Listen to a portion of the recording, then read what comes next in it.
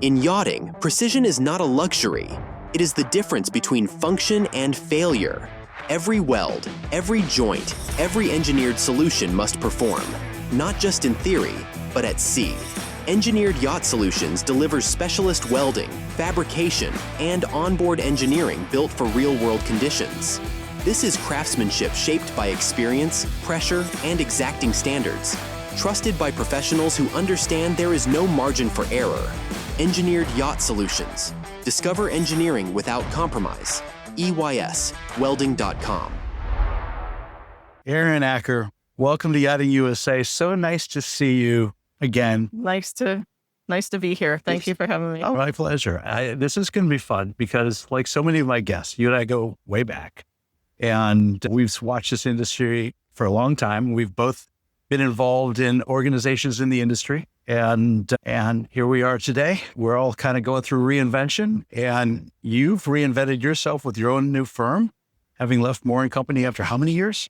A little bit over 21. Think about that. Yes. Wow. Yeah, wow. Great time. Yeah. Great learning experience. Great experience altogether. But yeah, it would have been. Yeah, I mean, you guys were definitely cutting edge in maritime law and other law. Of course, I know you through maritime law. And so it's been fun to see the firm grow up with the industry, so to speak. And then just this past year, you hung your own shingle. Yes. And what's the name of the company again? It's called AeroMarine Law. AeroMarine. Yeah. So aviation, maritime. We have basically 3 attorneys and a paralegal. And so we're just starting, but we're really excited to start out and doing all the same things I always used to do. Home base still down Coral Gables, or were you? Yes. All right. Coral Gables. Yeah, it's pretty down there. Yes. Yeah. So tell me a little bit more about the company. What's making the firm unique or scalable for what you want to do? I think what's a little bit different about our firm, maybe not comparison to other firms, but with respect to Moore & Company, is that we have an aviation lawyer. And so we're doing all similar work, right. But there's a lot of work. There's enough work for everybody. Oh, no. But we do maritime and aviation, litigation and transactional work. Right. And we're excited about starting out, charting our own course, just doing things a little bit different. I think our aviation guy is a little bit more into technology than anybody I've worked with. There's some interesting things to learn there. Well, I was going to ask you, because I know maritime law is so specific, and rules, regulations, so much of the maritime law goes back hundreds of years for its foundation. Right. That it's its own discipline for sure. Aviation, we hear this plane flying above us right there. It's its own discipline. I would think that it has its own language, it has its own culture, it has its own everything. So you've got basically 2 technical disciplines you're dealing with then. Right. Yes. But aviation and maritime are very similar in a lot of ways. Are they? The rules and regulations are kind of very similar. They're protective industries with respect to carriage of passengers. You have to have U.S. planes flying U.S. routes. Right. Okay, like the Jones Act and... Correct. Right, okay, that's interesting. Yeah, so okay. A lot of the rules are similar. All right. But it's much more, I think aviation is more, I don't know what I want to say. I want to say more regulated, but just it's easier to follow because the rules are... Might be more regulated. Yeah, you have to follow all the maintenance schedules, and yachts, everybody can make up their own maintenance schedule in some ways. So yeah, I guess. Well, I've talked to many captains and owners who have their own yachts, but have their own airplanes. And what I hear consistently is that with an aircraft, first of all, it's not 24/7 program. It's gonna sit in the hangar most of the time, and it's gonna fly it to point A to point B. And after X number of hours, you're gonna do X service and X maintenance, and you can plan that, and you can know pretty much within a couple points probably exactly what your operational costs are going to be year to year, because it is just you have to comply with all of this, and there's specific things you do, and that's pretty much what you do. Where in yachting, it's all over the place. Yes. There's not nearly as much regulation, and there's nothing that compels people to do specific maintenance. Correct. Yeah. So and there's more surprises, like things break and stuff happens.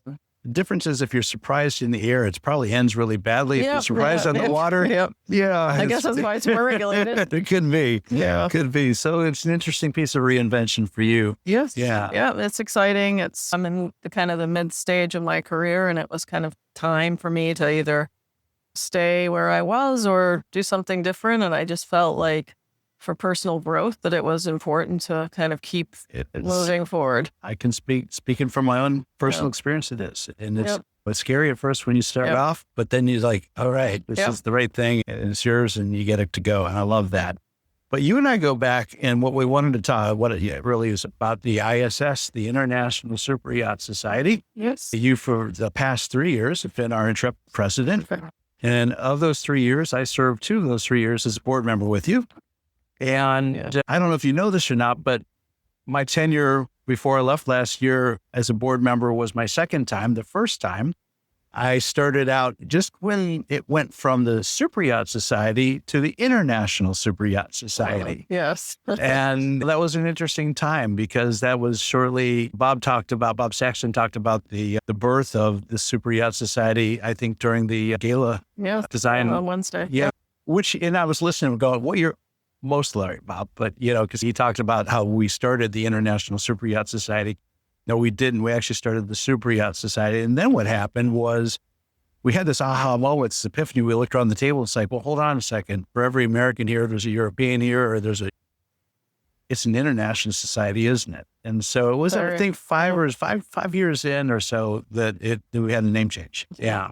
Yeah. So, it's a very amazing group of people. And I'm just, very international for sure. Yeah. So I tell the story because when I got into it at the beginning, full disclosure, I didn't know what I didn't know about yachting. I had come from a completely different space in maritime. I was much younger man, and I knew very few people, and I didn't really understand how our industry worked. I knew I was building a product that could be sold to these boats that were being built, and I wanted to do that. And I made the decision, I need to engage. And I think it was Doug Sharp. No, it might have been Bob Saxton. Either Doug Sharp or Bob Saxton, both previous presidents, encouraged me to join. And it was like 2 years after I joined that I actually was surprised by being nominated and then elected to the board. And I'm thinking, wow, I don't know what I don't know still, and I'm that. But I'll tell you what, Erin, building a business, and particularly a business that ultimately was doing a lot of business overseas in Europe and then in Turkey and Asia, I was connected to so many people through the International Superyacht Society. And I think what helped me, because my company wasn't all that well known, but I started becoming known, that my reputation was then attached to my company's reputation. And I was starting to get opportunities where I'm sure we would have not gotten those opportunities had I not been sitting at the table, going to the meetings and attending events. Yes. Yeah. Yeah. No, I think that's absolutely right. I think it's helped a lot of people in their careers and network. And it's so important to put yourself out there and to go to these events and do the extra work, because it's time. You have to put in the time. And that's how you meet people and grow your network, grow your opportunities. They don't come to your door. You have to work at it. And the International Superyacht Society is a great platform to meet people and to do good, really, right? Yeah, no, and that's true. That's true. And the criticism or criticisms have been levied in the past that, it's just a cocktail party organization. And I think there was a point in time where maybe there was a modicum of truth to a certain extent. We were doing these events and it was a mixer cocktail. It was good networking, but talk to us, because I know in the last few years, particularly under your direction, there's been a lot of new initiatives. There's been new programs initiated. I'm participating in one with my son, and there are others that other people are taking the helm and really starting to build. But tell us, people listening to us, what the Superyacht Society, International Superyacht Society, has done now in the give back and participating in our industry. Well, I think the biggest thing that we've always done, this has come and gone, and there have been great events and not so great events, well-attended events, not well-attended events, is the leadership series that's put on by our educational committee. I think that's been our kind of launch pad for years to bring information and current topics to a discussion point through this what we call the leadership series. Right. So that through that platform where it's usually an event around a boat show where panel discussion. We have a panel discussion, or it's generally a panel discussion where certain ideas get hashed out and things can basically initiatives can be born, I guess. Yep. So since I understand those criticisms, because we would have these events but there would never be a deliverable. Right. People would be like, okay, it's great, you're talking about this, but then nobody ever does anything. So we kind of took that seriously and put it upon ourselves to try to do something that would be meaningful. And everybody has to keep in mind this is an all-volunteer association. Yes, so it is. we are limited by the hours in the day that people are willing to commit to helping. So you get all these ideas and you're like, let's do this, let's do this. And we're also running businesses. Yeah. So we have volunteers and we're a not-for-profit. So they're bad combos, but we make it work because people are passionate about the industry and they want to do something to give back and they want to raise the bar.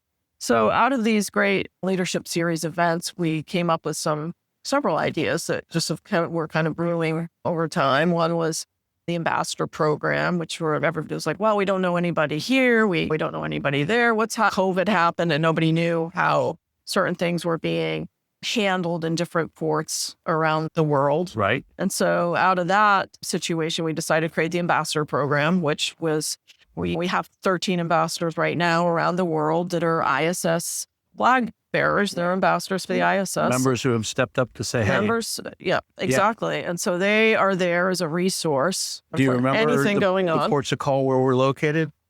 Most of them, yes. Auckland, Not to New put you on the Zealand, spot Sydney, there, Australia. Yeah. Let's see, we have Istanbul, Turkey. We have Fort Lauderdale, Florida.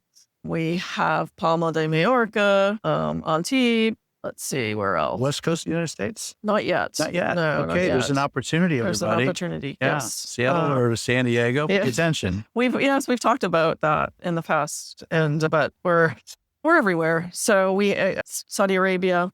That's cool. Dubai. Right. Let's see, Monaco. That makes sense. Yes, of course, Monaco.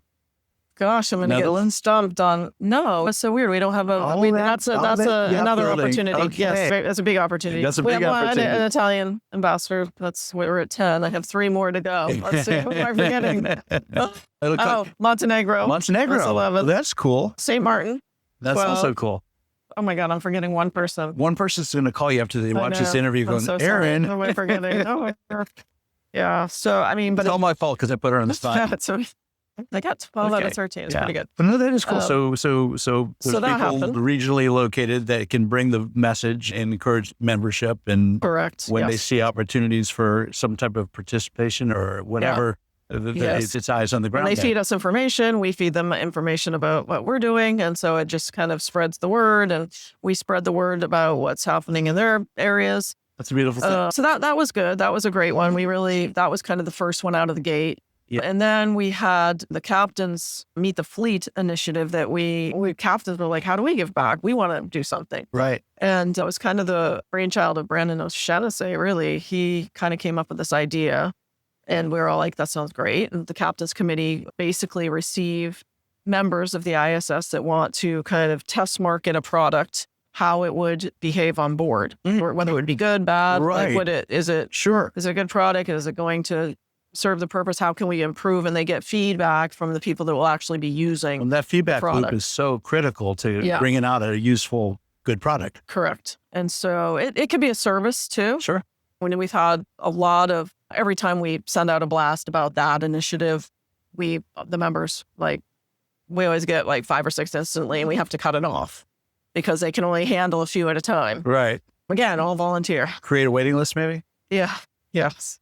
So that's the second one. And then we also have what we call the Talent Pledge, which that's our other initiative that I'm proud of, because I think that's, again, we're trying to make a difference. How do we move the needle? Yes. And so this initiative was essentially born out of a discussion, a couple of different leadership series events where everybody was basically voicing the problem of no talent, no workers, how do we attract people? Right. We're having a hiring crisis. There's nobody that wants to join us, be part of this amazing industry. Right. So we set out and started talking to a lot of people that are doing various things around the globe. Like we have Marine Industries, they have this great apprentice program. You have See the World, which is the school for children that can go, and they actually have a maritime, what they call wall, where the kids go and they can pretend to be in a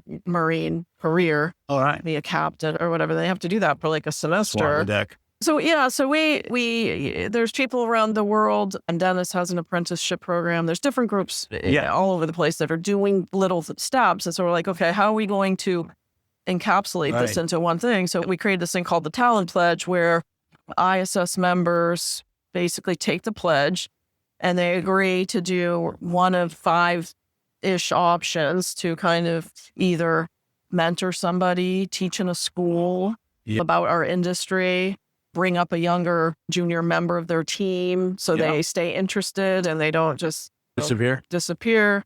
Yeah. And so it's been great. So people are really interested in that initiative, and we launched it, and a bunch of people signed up, and they're all doing it.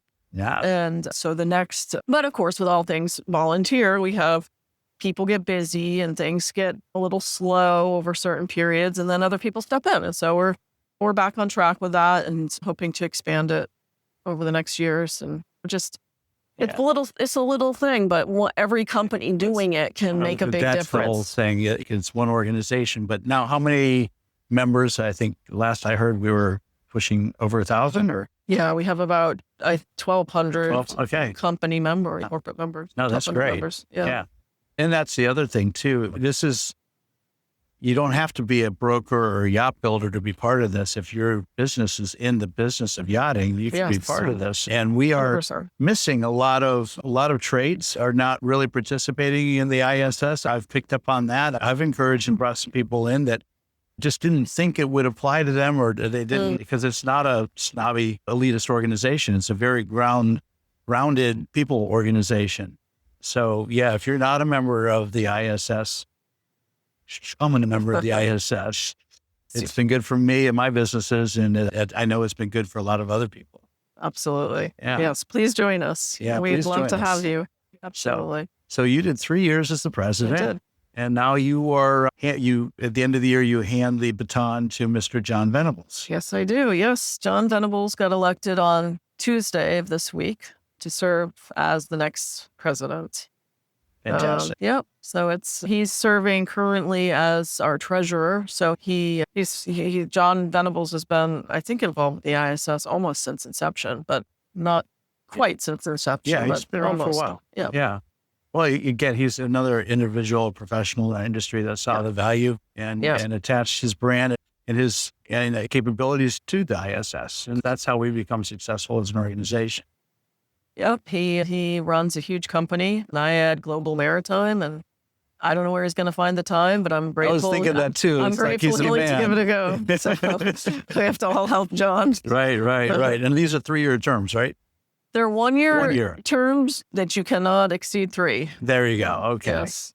All right. Yeah. Let me, just because you did such a great job, you just hung in there to the very bitter end. I did. I did indeed. Well, Erin, I have to thank you for that, because that is like you said, it's a gift. It's a volunteer. I think we all have an obligation to participate, give back. Yeah. So I could give back. No, I talked about time is really not a lot of people have time that they can give, and it's hard to find people that can. Time is precious, but I like to say I live in gratitude, and part of that being in gratitude is recognizing that I didn't do this all myself. I did this because people in this industry supported me, encouraged me, guided me, mentored me, helped me. And so that's where I say, if you are at that point in your career where you have that, think about giving back a little bit. 100%. I tell you what, it's great. You feel good about it. At the end of the day, I feel like I've contributed, and it's something to be proud of. I feel proud of what I've done. You should. No, it's been good for me and my business. And as you said, just like it was great for you and your business as well. Absolutely. So we just finished a week here in Fort Lauderdale. Tomorrow's the last day of the Fort Lauderdale Boat Show, and then we'll reconvene this party in a couple of weeks in Amsterdam. Oh yeah.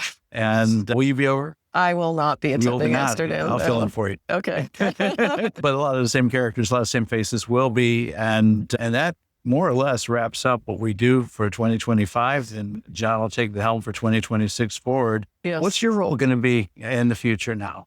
So as the executive committee has an actual position called past president. Yes. So I am still on the executive committee as the past president. So I will still be involved. Awesome. And I'm currently on the board, but the board elections happen in January. So That's right. we'll see. Yeah.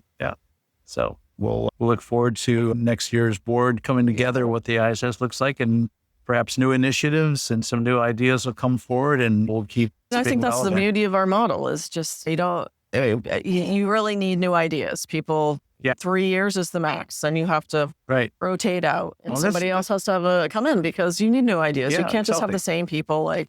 Everybody gets kind of stuck anyway. Well, then the complacency kicks in too. Yeah. It's just like we're just doing the same thing. Correct. Right. Yeah. And if you look around, I've been walking the docks. I've been looking at the new products. I've been looking at younger people. I'm realizing, wow, I've now moved to a different generation in this industry. Yeah. Damn it. Yeah. It wasn't YPY for me, but don't worry, I'm founding the first chapter of OPY. We'll have our voice still. All right. No, this is a fun time. This is really a fun time. Erin, I hope we have lots of opportunities to do things in the future together. It's always been fun working with you and seeing everything you've done. And I appreciate, as a past board member and just an ISS continuing member, for all of your efforts. And it's noticed. Thank you. And it's my pleasure. Thank you very much. It's my pleasure. And I hope nothing but success with AeroMarine.